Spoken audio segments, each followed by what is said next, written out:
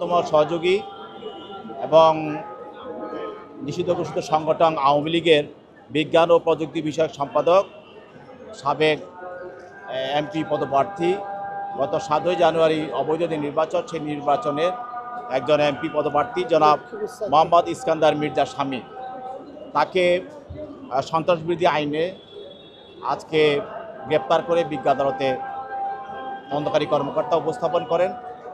তার বিরুদ্ধে অভিযোগ হলো যে 5 আগস্টের পর থেকে সেই ফেসবুকে, তার ইমোতে এবং বিভিন্ন ধরনের ডিভাইস ব্যবহার করে সেই সারা দেশে সরকারের বিরুদ্ধে বিভিন্ন ধরনের প্রপাগান্ডা চালাচ্ছে এবং নিষিদ্ধ ঘোষিত আওয়ামী লীগ এবং ছাত্রলীগের নেতাকর্মীদেরকে উজ্জীবিত করার সে চেষ্টা করছে। এক্সট্রিম মশার কয়েল প্ল্যান্ট ফাইবার দিয়ে তৈরি, তাই সহজে ভাঙে না, সুগন্ধিযুক্ত ও নিরবিচ্ছিন্নভাবে জ্বলে। ডেঙ্গু, চিকুনগুনিয়া বাহি সহ যে কোনো মশার বিরুদ্ধে দেয় এক্সট্রিম সুরক্ষা। এবং এই আজকে যে তথাকথিত যে লকডাউন, এইটাকে সামনে রেখে বিভিন্ন জায়গায় আপনারা দেখছেন যে বাসে, গাড়িতে আগুন লাগা দেওয়া হচ্ছে।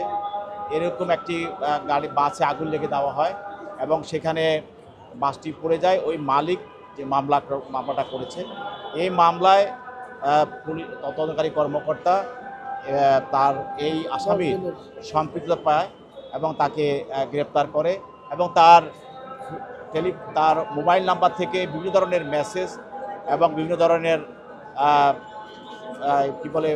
পোস্ট, এগুলি তারা সংগ্রহ করে। তা আজকে তাকে আরও জিজ্ঞাসাবাদ করার জন্য তদন্তকারী কর্মকর্তা 10 দিনের রিমান্ড প্রার্থনা করেন বিজ্ঞ আদালত। তার পক্ষে তারা আইনজীবীরা ছিল, তারা রিমান্ড বাতিলের জন্য দরখাস্ত দেন। উভয় বক্তব্য শোনার পর বিজ্ঞ আদালত 5 দিনের রিমান্ড মঞ্জুর করে তাকে জিজ্ঞাসাবাদ করার জন্য তদন্তকারী কর্মকর্তা হেফাজতে প্রদান করেন।